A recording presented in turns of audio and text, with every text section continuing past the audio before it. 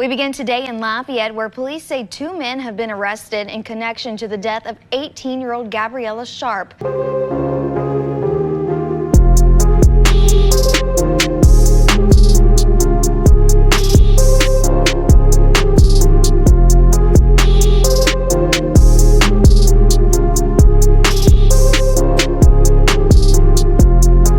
November 1st, 2025, at exactly 3:40 a.m.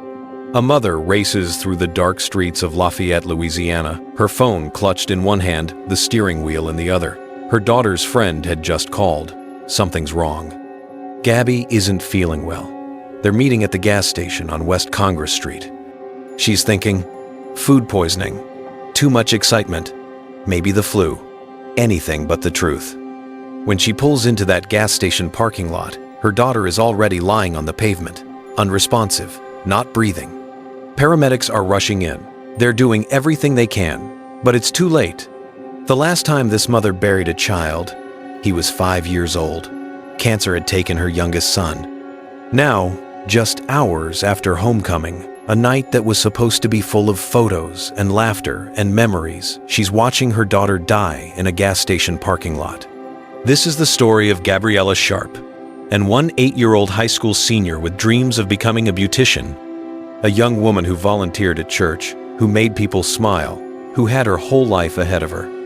But this is also a story about what happens when celebration turns to exploitation, when trust becomes danger, and when a night meant for joy becomes a cautionary tale about the vulnerabilities our young people face every single day. Before we talk about the night that ended her life, you need to know who Gabriela Sharp was. Lafayette, Louisiana. Population 121,000, sits in the heart of Cajun country. It's a place where Friday night football games bring entire communities together, where family and faith run deep, and where everyone knows everyone. Gabriela was born and raised there. She attended Acadiana High School, home of the Wreckin' Rams, a school of over 1,700 students painted in green and gold. She was 18 years old, a senior, and like most seniors, she was looking forward to all the milestones that final year brings: prom, homecoming, graduation, and the beginning of whatever came next. For Gabriela, what came next meant beauty school. Hair and makeup weren't just hobbies for her, they were her passion. She had a natural gift for making people feel beautiful, and anyone who knew her could tell you she was going to be incredible at it. But Gabriela wasn't just talented, she was kind. Her family friend, Haley Matthews, described her this way: she could brighten any room she entered. She had the ability to make anybody smile, no matter what they were going through. Gabriela was active in her church youth program. She babysat for families in the neighborhood. She volunteered wherever she could. And she had stories, always stories, about her day, about the people she met, about the small joys she found in everyday life. But Gabriela's life hadn't been without pain. She was the middle child in her family. She had an older brother and a younger brother, a little boy who died from cancer when he was just 5 years old. Losing a sibling that young leaves a mark on everyone, but especially on a mother who never imagined she'd have to bury one child, let alone two. Just days before homecoming, Gabriela's mother had been thinking about normal things: cars, planning for her daughter's future. The kinds of things parents do when their kids are about to graduate. She never imagined that within a week, she'd be planning a funeral instead. Gabriela wasn't famous. She wasn't trying to go viral or chase internet fame. She was just a regular girl from a small city with big dreams and an even bigger heart. She deserved to graduate. She deserved to become a beautician. She deserved to make people feel beautiful for decades to come. She deserved to live. November 1st, 2025, homecoming night at Acadiana High School. For most students, this was one of the best nights of the year. The football game under the lights, the energy in the stands, everyone dressed up, taking pictures, celebrating with friends. It was supposed to be a night of joy, of possibility. Gabriela was there, dressed up and surrounded by friends, excited for what the night would bring. After the game ended, like many high school seniors, she and her friends headed to an after-party. This wasn't unusual. After-parties are a tradition after big school events. Music, friends, and the feeling that anything is possible. The party was at a house on the north side of Lafayette. Several teenagers showed up, and at some point during the night, Gabriela started drinking alcohol. According to police reports, Gabriela and her friends had been partying downtown, and alcohol was involved. What happened next is where the night took a devastating turn. Gabriela met two young men that night, Caden Reihart, 18 years old, and Jaquan Pierre, 19 years old. Police say Gabriela, along with a friend, went to their residence. It's unclear exactly when or why, but what is absolutely clear is what happened once they got there. Gabriela consumed too much alcohol. At some point, she became unconscious. And while she was unconscious, unable to consent, unable to defend herself, unable to even know what was happening, Caden Reihart and Jaquan Pierre sexually assaulted her. And they recorded it. Let that sink in. While one 8-year-old girl lay unconscious, two young men violated her and filmed themselves doing it. After the assault, they reportedly went live on social media, discussing what had happened, showing off, bragging. But the next day, when news broke that Gabriela had died, both Caden Reihart and Jaquan Pierre deleted their social media accounts. While Gabriela was still at the residence, her friend noticed something was seriously wrong. Gabriela wasn't waking up. She was complaining when she could speak at all that she felt like she was having a heart attack. Her friend called Gabriela's mother. Gabriela's mother immediately got in her car and rushed to meet them. They agreed to meet at the racetrack gas station on West Congress Street. When Gabriela's mother arrived, her daughter was already unresponsive. At 3:40 a.m., Lafayette police received a call. Officers were dispatched to the racetrack gas station after reports of an unresponsive female. When they arrived, they found Gabriela Sharp lying on the pavement, not breathing, not moving. Her friend was there. Her mother had just arrived. Everyone was in a panic. Officers immediately called for paramedics. When they arrived, they began life-saving measures, CPR, medical equipment, everything in their power to bring her back. But nothing worked. Gabriela Sharp was pronounced dead at the scene. For the officers and paramedics who responded that morning, it was heartbreaking. For Gabriela's mother, it was the worst moment of her life. She had rushed to that gas station hoping to pick up her daughter and take her home. Instead, she watched her daughter die.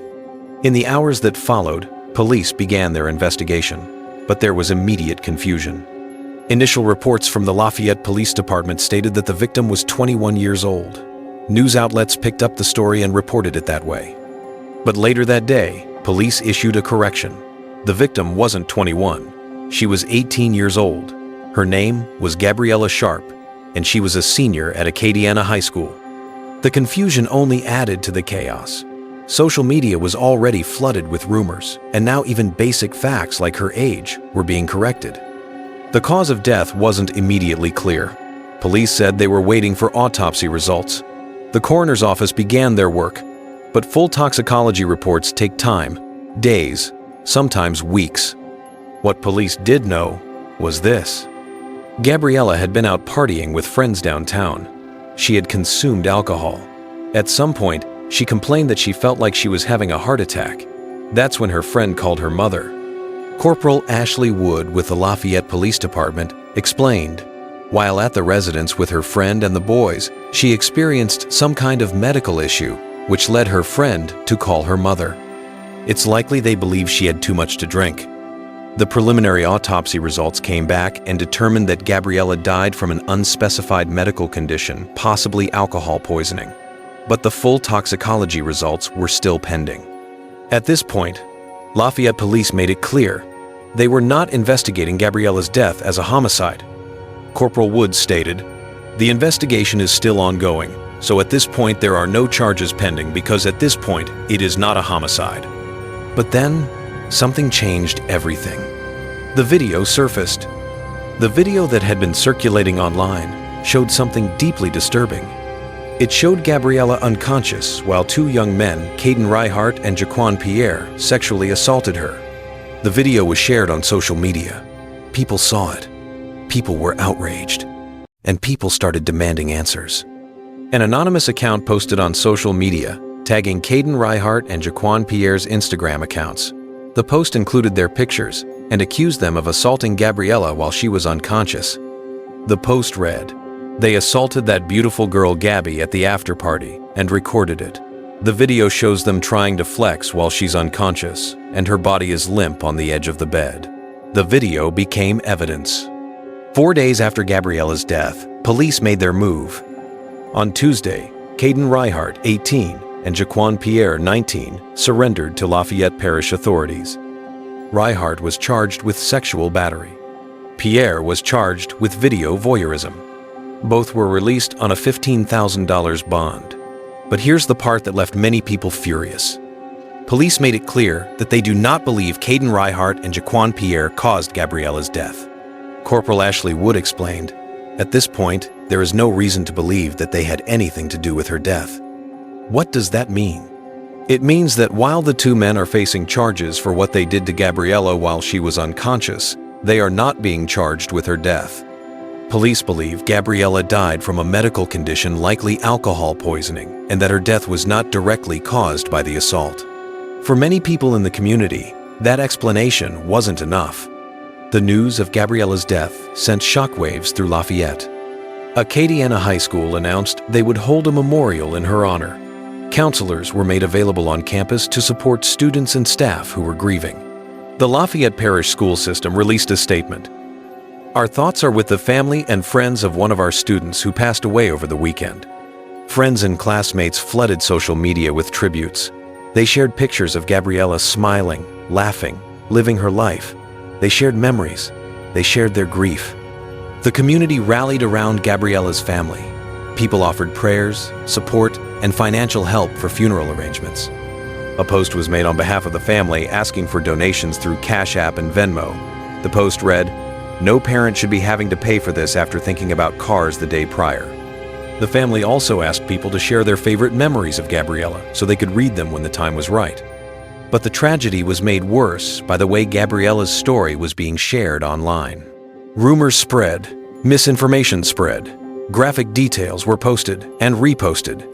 The family asked for respect and sensitivity, reminding everyone that behind every post was a real person and a grieving family. Gabriela's mother posted on Facebook, and her words were heartbreaking. "My gorgeous girl, I can't put rip. I don't know what to do or say. I love you forever and will miss you till I'm with you." You can feel the pain in those words, the confusion, the disbelief. How do you say goodbye to your child? How do you accept that the daughter you were planning a future for is suddenly gone? Haley Matthews, a family friend, spoke about the moment Gabriela's mother found out. Early Saturday morning, Gabriela's mother received a call from one of Gabriela's friends saying that Gabby wasn't feeling well. The plan was to meet at the gas station so her mother could pick her up and bring her home. When she got there, Gabriela was already gone. Matthews continued, "No mother should have to experience that." And for Gabriela's mother, this wasn't the first time she had lost a child. Her youngest son had died from cancer when he was just 5 years old. Now she was burying her daughter. Gabriela's death isn't just a tragedy for her family. It's a wake-up call. Lafayette, like many cities across the country, has been struggling with issues that affect young people: underage drinking, substance abuse, lack of supervision at parties, and the dangerous intersection of all three. When teenagers go to parties without trusted adults around, things can go wrong fast. And when alcohol or drugs are involved, the risks multiply. But there's another problem making everything worse: social media. In the past, if something terrible happened at a party, maybe a few people would know about it. Maybe rumors would spread at school. But now everything is recorded. Everything is shared. Everything goes viral. In Gabriela's case, the video of her assault was posted online. It spread across social media platforms. People who didn't even know her saw it. Strangers commented on it. Some people shared it without thinking about the consequences. And for Gabriela's family, that video became another source of pain. Social media can expose crimes. It can provide evidence, but it can also amplify trauma. It can turn a private tragedy into public entertainment. and it can make it harder for families to grieve in peace. Young people need to understand the legal and ethical consequences of recording and sharing graphic content. They need to know that what they post online can destroy lives. And social media platforms need to do more to monitor and remove harmful content before it spreads. But beyond social media, there's a bigger issue: education and awareness. Young people need to be taught about consent.